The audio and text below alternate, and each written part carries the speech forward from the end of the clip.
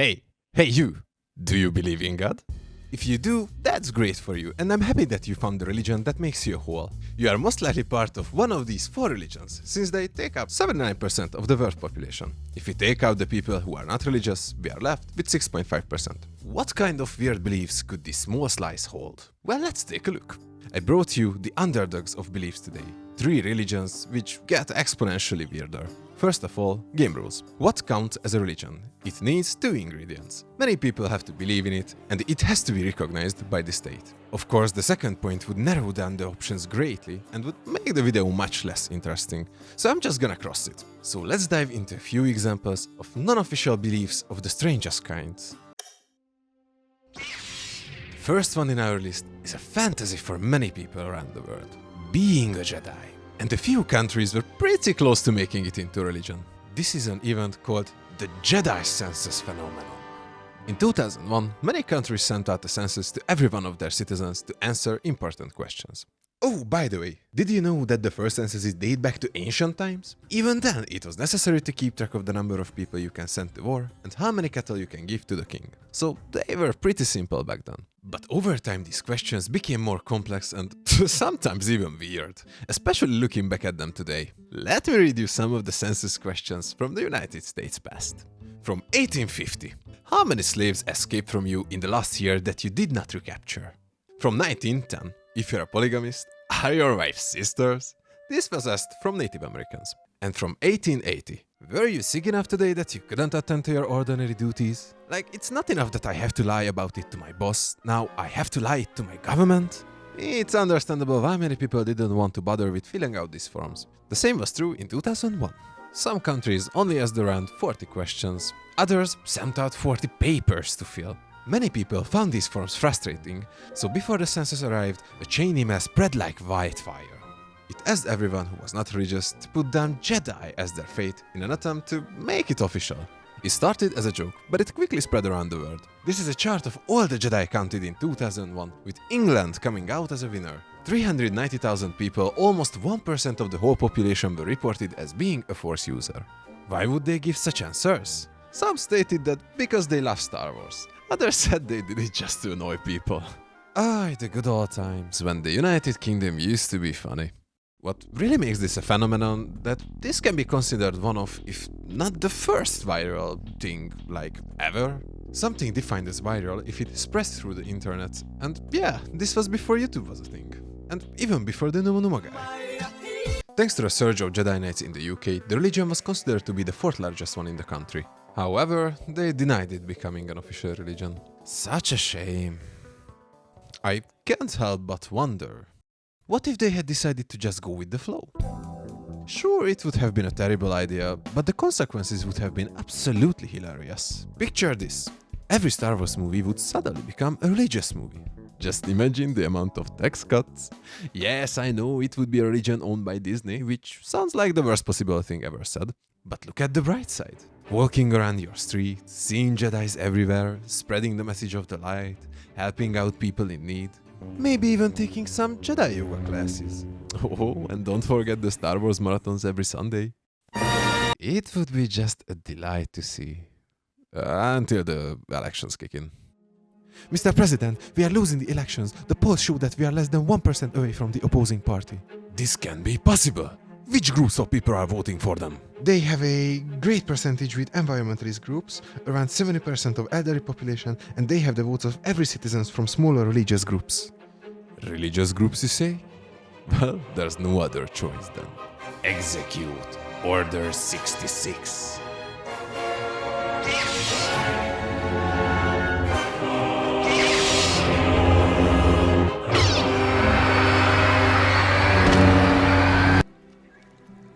I don't like sand. Second on our list. Okay, I'll take it off. For the second place on our list, we will have to go far away from the UK. Right there. Welcome to the island of Dana. A wonderful place with great weather, an active volcano, and with kind native people. Oh look, their religious ceremony is just starting. Let's have a look.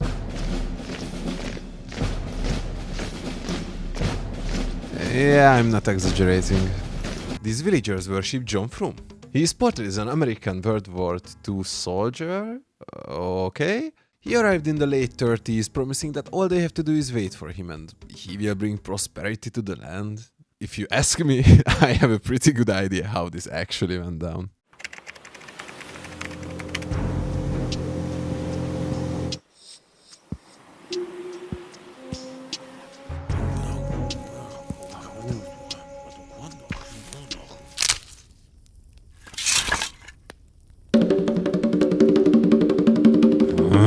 Oh, hi. I'm John. John from America. John from? Huh? Oh yeah, sure. Yeah, you can keep that.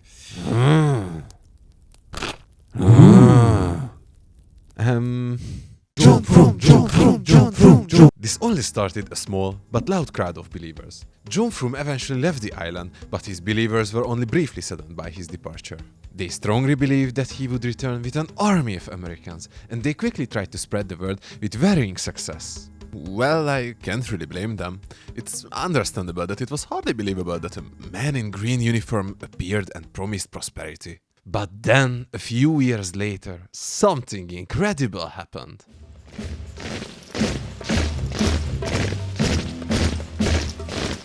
It turns out John Frum was right, and America really came to help. And honestly, in their shoes, it's easy to see why they were so mesmerized by this sight.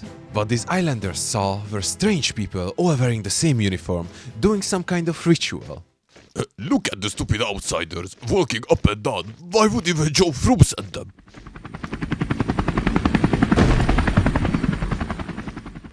Okay, yep, we are doing that. So they imitated the soldiers, hoping that they would also receive some precious cargo themselves. That's why this kind of movement is also called a cargo. That's why this kind of movement is also called a cargo cult. Cargo cult. Fuck me. That's why this kind of movement is called a cargo cult. What did the Americans do? Well, they couldn't pass on this wonderful opportunity. Hey, my guy! Joe Frum wants you to do some hard labor for us. Around 10,000 natives became part of the USA's labor unit. However, they did it with mass participation because they thought this is what John Frum promised to them. This helped to popularize the religion even more. But sadly, this all changed when the war ended and the Americans left the island to go home to their families. And with that, the faith of the natives also started to get weaker. Looking at them today, the religion is still present, but their follower count is getting fewer and fewer every year. And I don't think we can stop the decline. It would be really hard for us to adapt to this religion.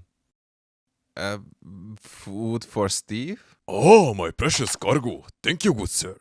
During the colonization of Melanesia, many villages developed a devotion around their colonizers. There is another popular cargo cult called the Prince Philip movement. These islanders strongly believe that Prince Philip was the son of a mountain spirit. How this exactly started is unknown, but the prince even visited the island a few times. They of course got devastated by the news that the prince died in 2021, and they are currently looking for his successor. But honestly, it will be hard to replace the strong bond they built with Philip.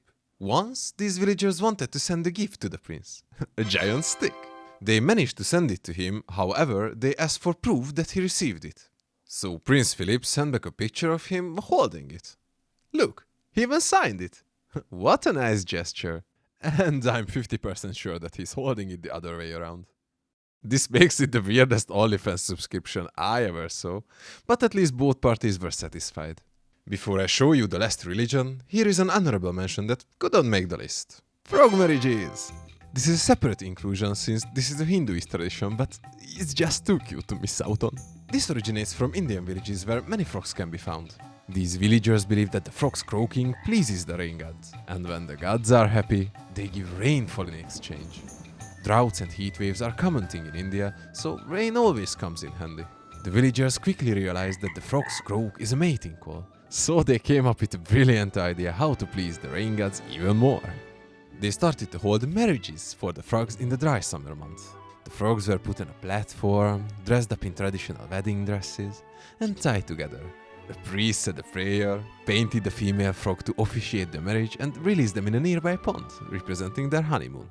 If they stayed together, that would appease the rain gods and give them a nice rainfall. This is just the cutest thing ever if you ask me, but I know what you're thinking. What if the male frog croaks so much that it triggers a flood?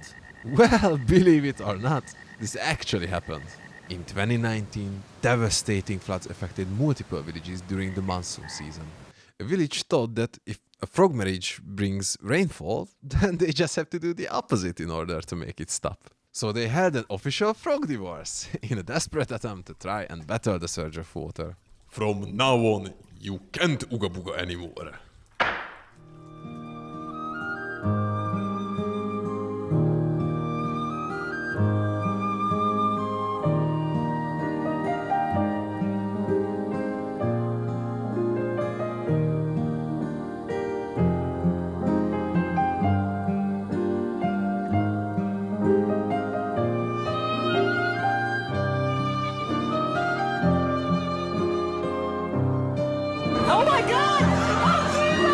Alright, we've made it to the last religion.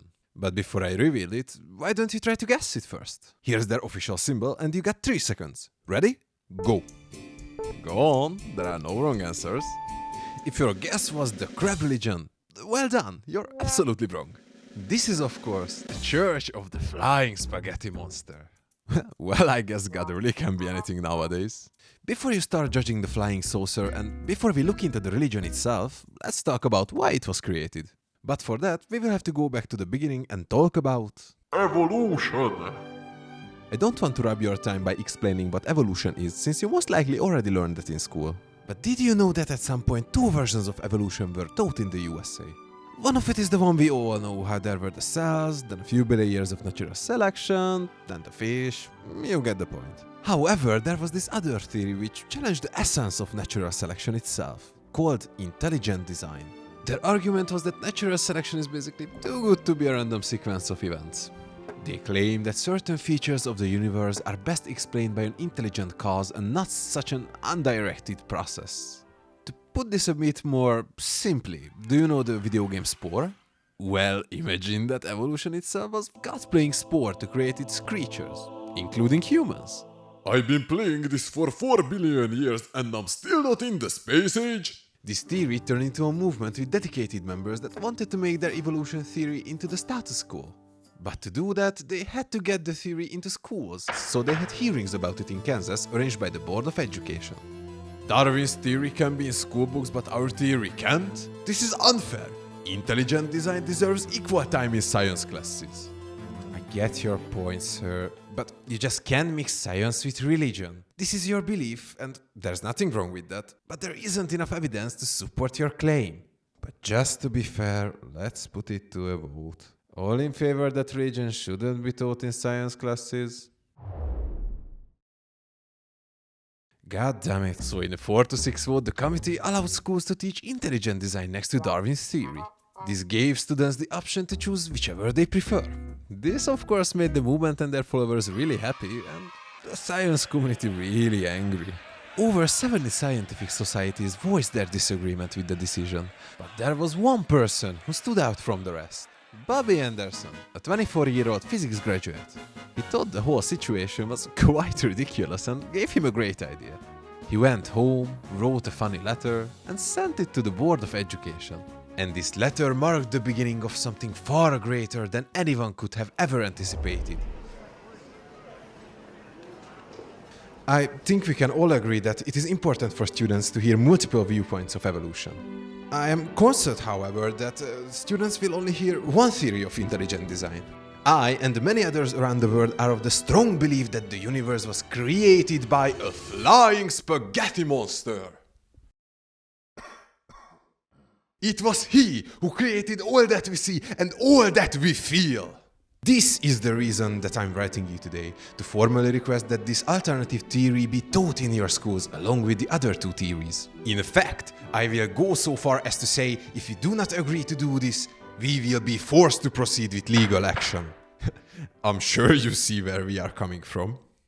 What these people don't understand is that he built the world to make us think the Earth is older than it really is. You may think otherwise, but what our scientist does not realize is that every time they make a measurement, the flying spaghetti monster is there, changing the results with his noodly appendage. Furthermore, it is disrespectful to teach our beliefs without wearing his chosen uniform, which is, of course, is a full pirate regalia. The concise explanation is that he becomes angry if we don't. I think we can all look forward to the time when these three theories are given equal time in our science classrooms across the country.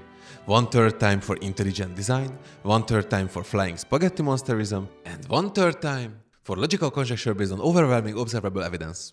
Sincerely yours, Bobby Henderson, concerned citizen. After publishing this letter on his website, the flying spaghetti monster became an internet phenomenon and a symbol of opposition against intelligent design. And in the end, his noodly appendage came out victorious. In 2007, two of the original voters lost their seats, creating the perfect opportunity to reverse the decision. And with that, the intelligent design movement quietly faded away. Ironically, its most notable legacy was boosting the fame of the flying spaghetti monster. But it didn't just catch the eye of curious citizens.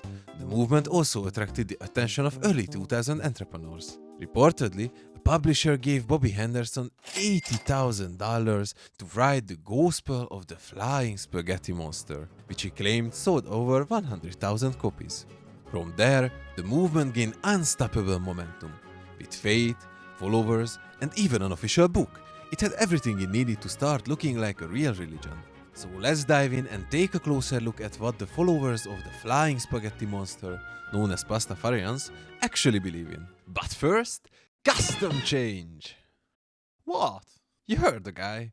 I have to teach his beliefs wearing a pirate outfit or he gets angry. And I'm not about to find out what that means.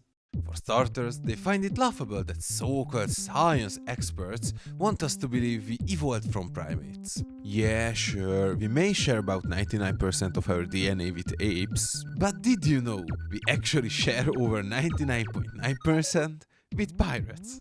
At first I thought this is ridiculous, but the more you think about it, we are really not that different from pirates from the 18th century. We've just evolved with the times. Yarr, precious booty. That's why they believe that pirates were the original Pastafarians. They also believe that they were just misunderstood adventurers, slandered by the centuries of Christian propaganda. Yar, good sir, this repairs exquisitely with my scurvy. I mean, really? Okay, let's assume this is true. This is why many followers' religious uniform is a pirate costume. But it's not the most popular one.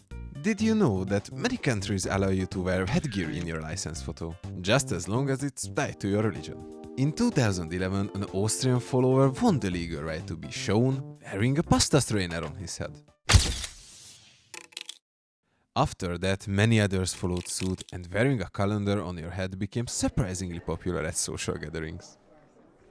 They also took inspiration from other religions. For example, instead of ending a prayer with Amen, they say Ramen. Or is it Ramen? Nah, that won't work. Let's stick with Ramen. Additionally, they have their own version of heaven, which includes a beer volcano and a stripper factory.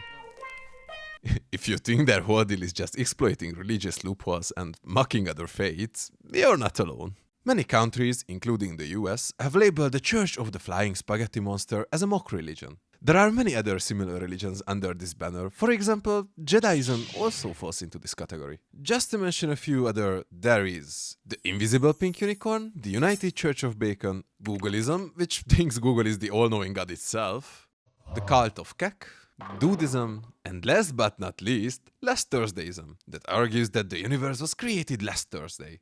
But the Flying Spaghetti Monster came out on top and became the mock religion, which made many countries court question, what even counts as a religion? There have been quite a few court cases where the church argued for equal rights, saying they are really not that different from other religions.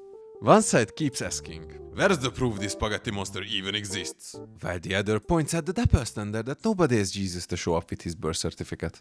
Most countries deny them the official recognition, but they actually scored a win in New Zealand, where Pastafarians can legally officiate weddings. Arr, may the two of you boil together for eternity. Ramen. And now, kiss the bride. Well, this is all we got time for today. What did we learn from this? It really just takes one confident weirdo, a semi-coherent idea, and enough people bored on a Tuesday to start a full-blown belief system. Sure, it sounds ridiculous now, but who knows what it will become in a few hundred years. The creator of the spaghetti monster stated that even they have some hardcore believers. People who actually believe all the nonsense it represents. And I couldn't even fit everything into this video. For example, did you know that they believe gravity is just the monster pushing them to the ground? I mean, who can believe? Like, oh no, I forgot the costume. I didn't say anything, no, please. I knew I will end up here one way or another. If you enjoyed this video, don't forget to leave a like, subscribe and support us on Patreon if you want us to make these videos better and longer. See ya! Spaghetti monster curse. Skedaddle, skedoodle, your dick is now a doodle.